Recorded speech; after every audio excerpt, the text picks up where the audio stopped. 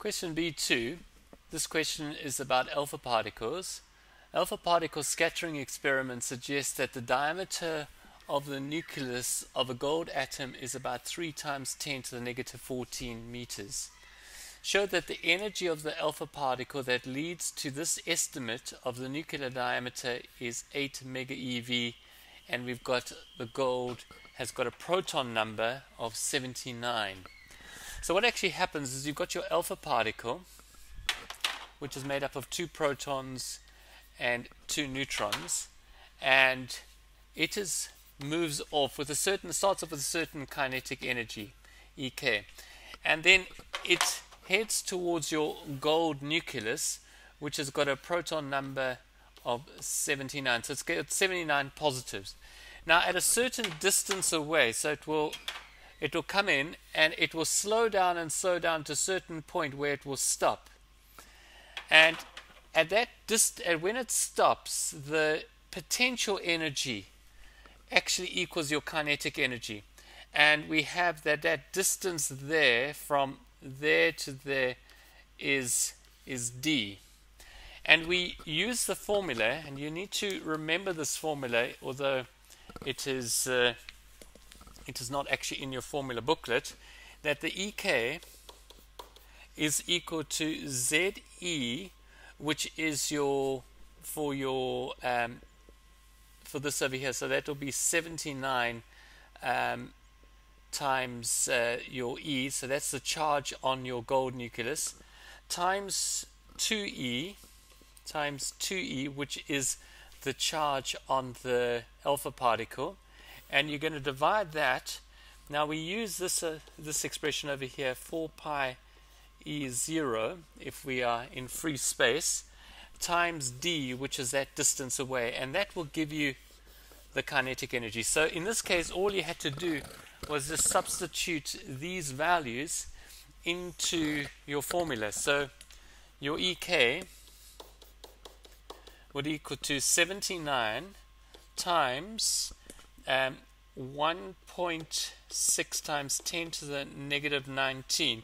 Now you know you've got an E and an E, so that's going to be squared times 2.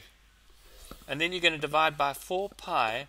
Now this epsilon 0, this is the permittivity of free space. This can be found in your data booklets where all the other constants are given. And that's equal to 8.85 times 10 to the negative 12. And then you times by this distance over here. That is your distance, 3.0 times 10 to the negative 14. Now when you work that all out, you're going to get a value, and that value will be in joules. So, and that works out to be at 1.2 times 10 to the negative 12 joules. But they wanted your answer to be in EV.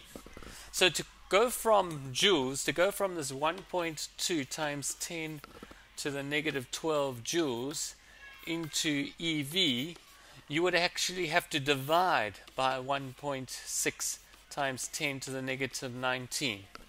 You divide that, and when you divide that, you're going to get your answer of about 7.58 times 10 to the 6 EV, or about 8 mega EV will be your answer.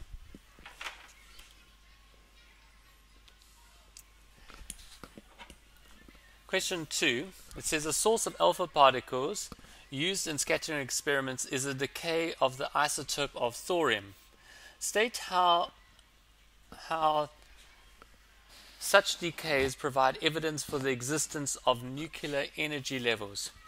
Well, the alpha particles have discrete energies. They only come out with specific energies, just like electrons have got discrete energies when they are emitted from atom. It is the same with alpha particles, showing that your nucleus has also got energy levels, and they can just release certain energies. And then for B, we have the thorium isotope has a half-life of several thousand years. Outline how the half-life is measured.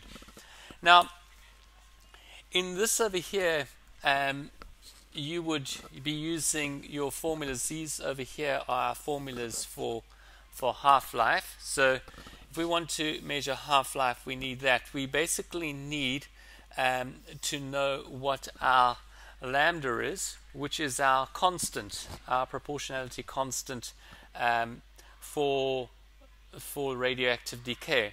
So to work that out, basically you need this over here, that you've got A is equal to lambda n. So lambda is equal to your A, which is the activity, divided by your number of radioactive particles that you have. Now, because this is several thousand years, it won't help to measure the activity at one point and then maybe a couple of days later to measure the activity, because this is too long to do it by that method. So what you would need to do is take a measurement. You would measure your activity at a specific point, and then by taking the mass, by finding the mass of the sample, you would make an estimate of your number of nuclei that are present, and then you would put it into this formula over here. So you'd work out your lambda and then put it into this formula, and there you'd be able to work out your half-life.